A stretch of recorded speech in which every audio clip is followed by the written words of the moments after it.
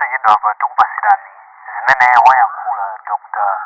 Mike Ousi amenenso ali Vice President wa dziko lino la Malawi lero ku Phalombe lero pa 28 July kukhala Sunday. Taonerani.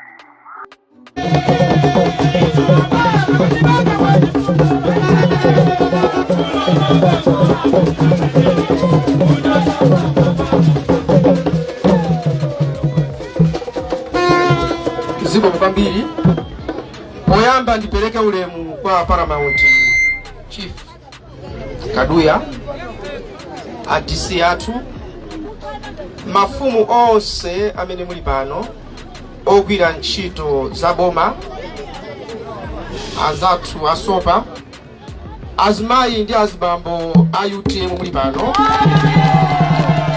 amayi ndi abambo onse amene muli pano. Choyambirira ndikuwuzeni kuti ndikuthokoza Mulungu chifukwa cha ulemu umene mwaonesa pano, chifukwa kuchoka kwanu kubwera pano mwabwera chifukwa cha chikondi. Mulungu amati tikondane wina ndi nzache. Ndiye ndikuthokozeni. Nkhani yoyamba ya chakudya mwakamba nkhani ya chakudya, nkhani ya chakudya nsima kandi kwa alomwe kandi kwa yawo mukamavinidwa amakuuzani kufunika kwa chakudya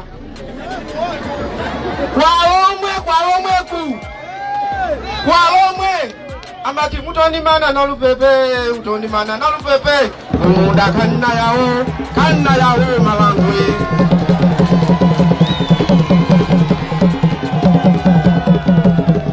Tukuziwa kuti chakudya ndichofunika. Akamatuluka nguluwe naye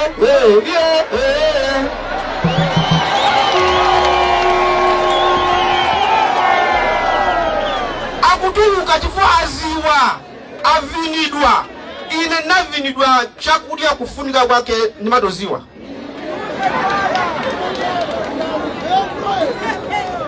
Ndimaziwa nkhani imene ili pano aliyense amafuna nyumba mwake azisangalala. Aliyense amafuna nyumba mwake azisangalala. Je, nkona tikamati Malawi wako ndi amene ali nyumba mwakomo? Ngati nyumba mwakomo ukugona ndi njala, Malawi wako ndi wanjala. Ngati ukudya bwino, Malawi wako ndi odya bwino.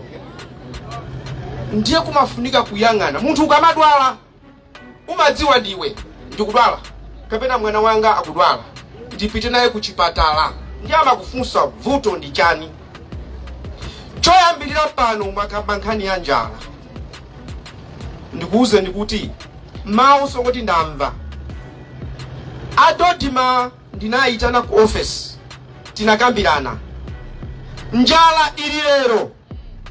Sitinganene kuti njala ili lero uzaja mu Oktoba iyayi.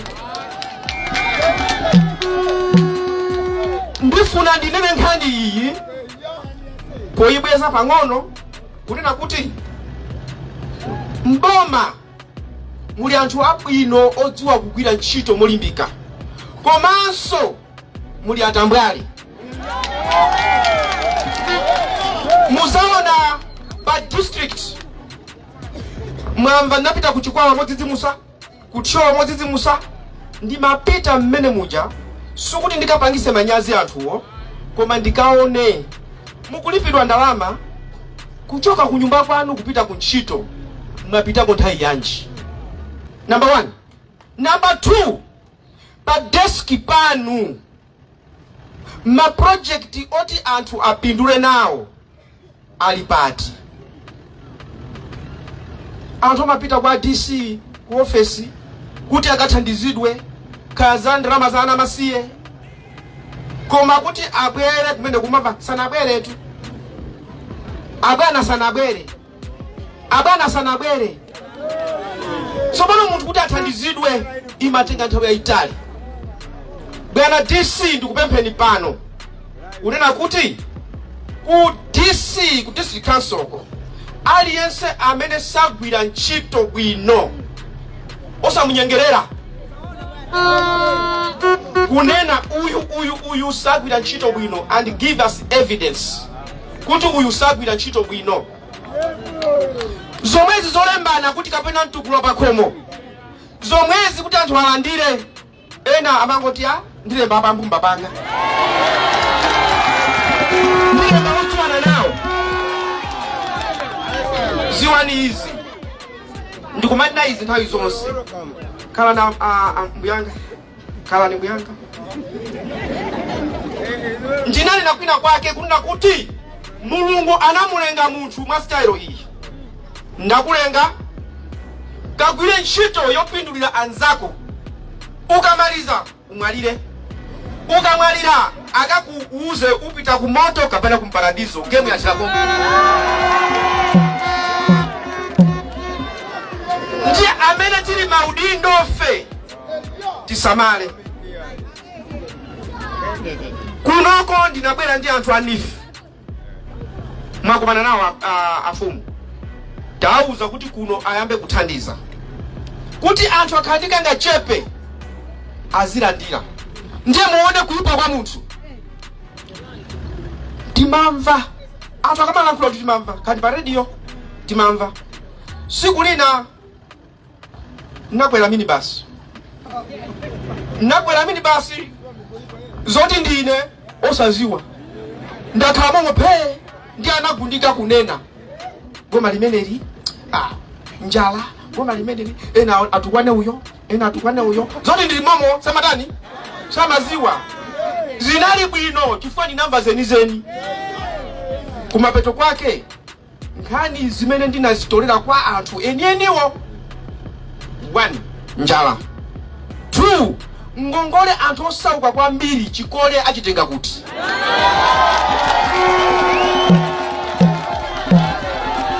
Ndiye ndinapita kwa president ndikalankhula nawo kuti bwana ine tunakakwera minibus. Ndili minibus ndinamva izi. Iwo ndi ananyankha kuti komatu izimene zindizoona kuti nanga anthu osaukisisa tikamata apereke chikole achitenga kuti. Ndiye ndinakuza kuti bwana kwa anthu osaukisa okhawa chikole chiti chose komanso ndalama apasidwe mofulumira. Mkonda wanifi nabwera naye kuno wana kuti Mulungu wamawa abwera kuzayamba. Sicho chokoti? Now muone kuipa kwa munthu. Izi zalengezedwa. Ndiye namba kuntinena akupanga ndale ameneyo, akupanga ndale ameneyo. So pano tikati ndale ndi chani? Ndale tu sikukola na iyayi. Ndale ndikuziwa kuti anthu ati chani ndi apase chani.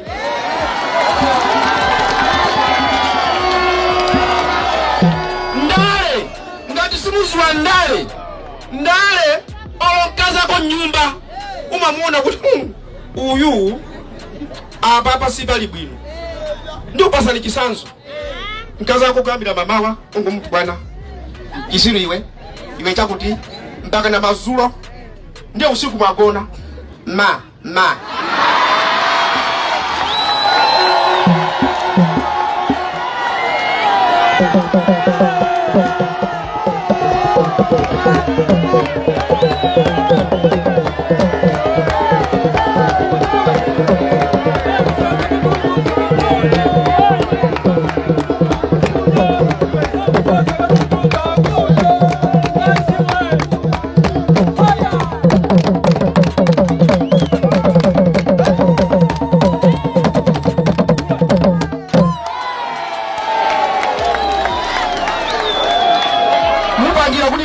President Sofano. Ndiye ndikunena kuti zimene wakupanga iwe kumati ma wako malero iyayi. Ndiye chikunena kuti zimene za nifu ngongole imeneyi wina asafunse kuti kodi iwe ndi wachipani chanji. Wina asafunse wa DPP ndalama zondi zachi, wa MCP ndalama zondi zachi, wa UTM ndalama zondi zachi, wa Ford, wa UDF onsewo president wao ndi Chakwera, vice ndineyo mulandire.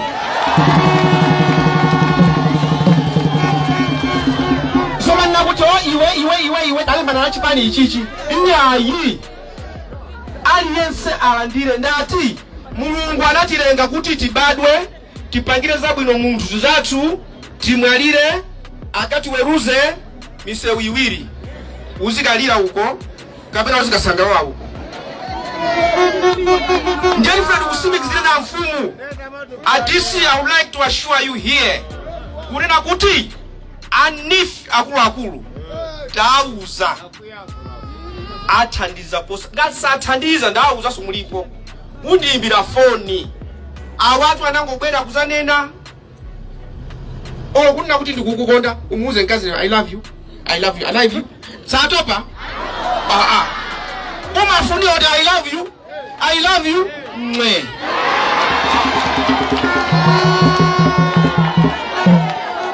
umakuti I love you ndiye nkhani ndikuyamba imene yoyo ya chakudya tiyesesa koma ndipepe mafumu pamene mukulemba anthu ofunika kwambiri kulandira osakondera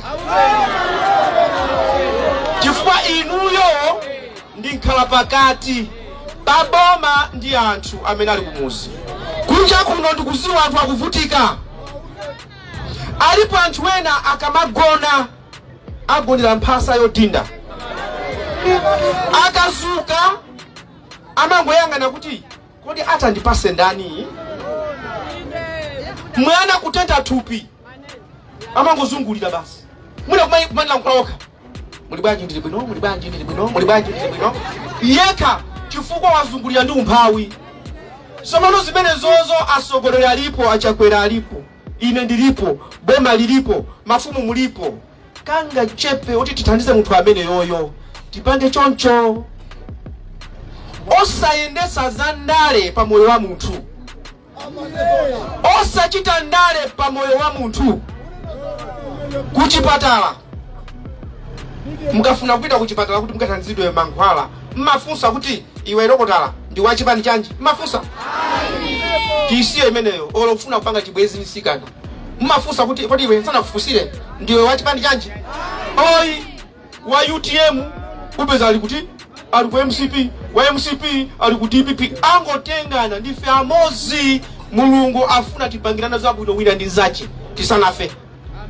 Ndiye ndikunena izi anyamata lero muli ndi mphamvu lero mkutchedwa anyamata mawa ndi mkucha muzakhala nkhalamba.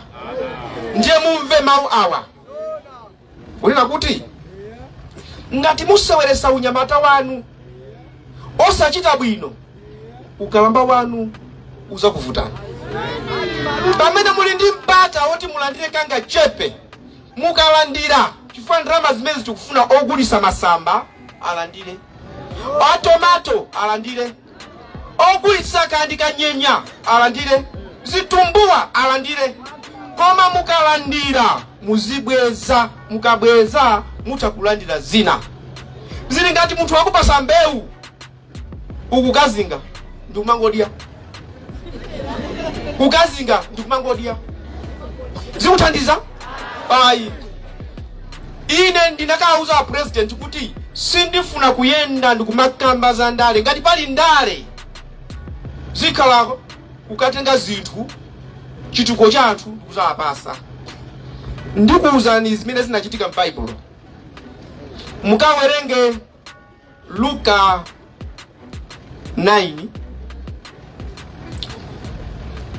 19 rather 21 ukafika 29. Muwerenge Luka mukawerenge Luka kuti mukafike pa ndendende Luka 19 verse 29 ukafika 21. Mukawerenge Yesu anatuma ophunzira ache awiri si mmodzi tu awiri mukatenge bulu. Luka 19 mukawerenge mukatenge bulu. Ndiye anapita awiri atakafika kumene kuja anena kuti mukakapeza buluyo mukanene kuti ambuye akutani kodi inu mukawerenge simawerenga mukawerenge ambuye akumufuna bulu awiri pochoka pokatenga buluyo amaenda pansi okatenga buluyo samaenda pagali moto amaenda pansi ndiye atafika anali tukuti atopa ukamaenda pansi umatopa ndiye amutenga bulu ati Yesu atomfuna chimene akanachita iwo ndikuti aisi tamutenga bulu itikampase Yesu koma iwe ndiye tatopa timutali bulu timukwere akanamukwera koma napita awiri kuti wina mususe nzache kuti iya aise tisamukwere buluyi buluyi ndo andani kodi wa Yesu anabwera naye buluja ndokampereka osamukwera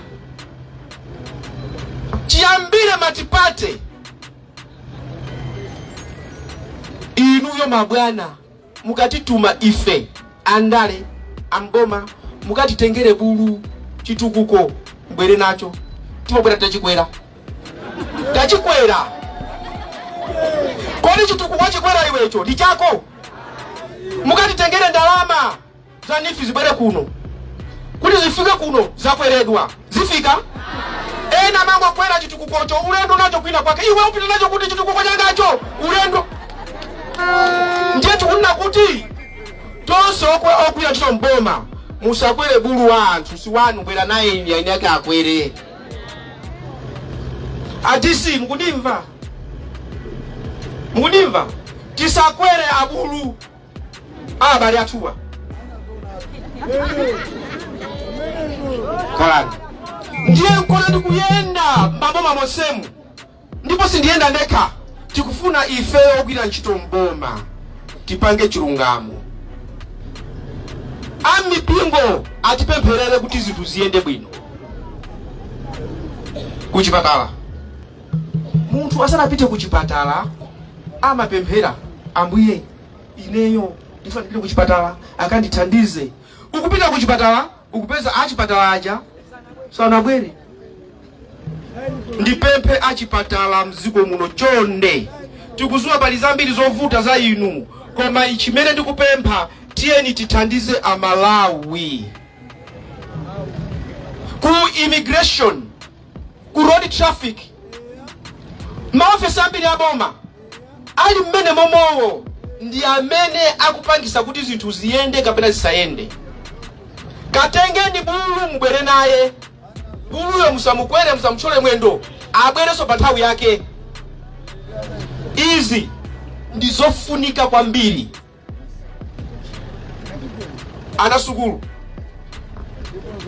anasukulu tiyeni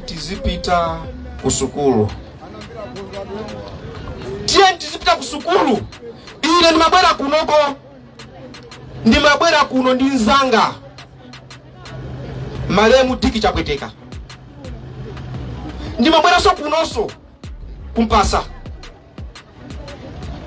ndi Hastings Majawa ndimabwera kunoko kunali anthu ophunzira kunatama business koma anawa apite ku sukulu ndikofunika kuti apite ku sukulu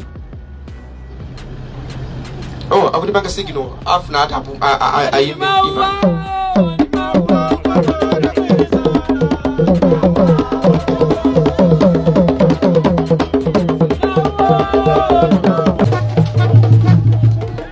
ana sukulu azipita ku sukulu ndichofunika kuti ana aphunzire ndikuziwa kuti kwa alomwe mazulo timakonda kupita kumakasewera mazulo ndiye ana ena amasewera kwambiri kupitira muyezo kosewera konko amabweresa bweresa mwipangana mbuyo wapita mu usiku akuti atipane chibisaliro na mbuyo wapita umu ndi nkazache odukachira usiku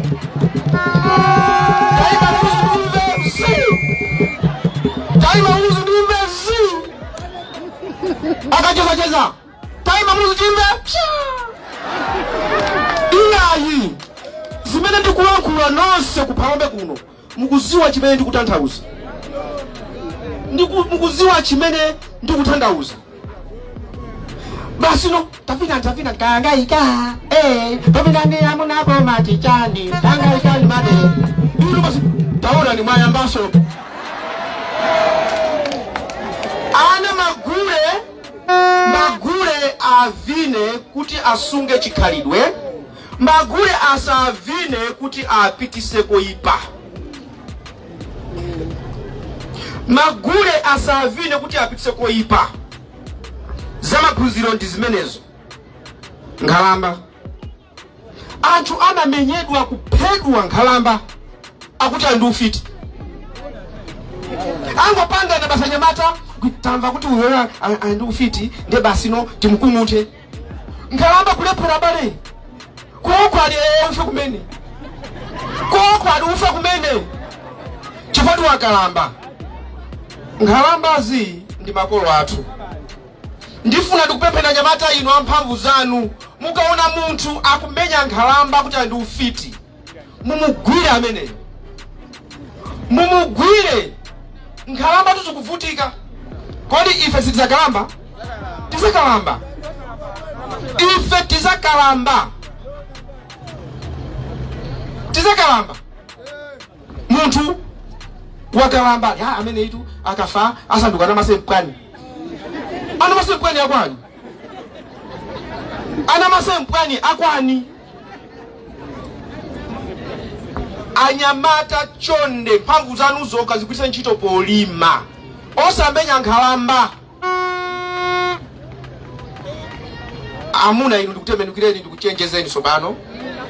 Kunena kuti chimene chikuvutisa dziko lino ndi anamalawa. Anamalawa ndi anthu oyipa kwambiri.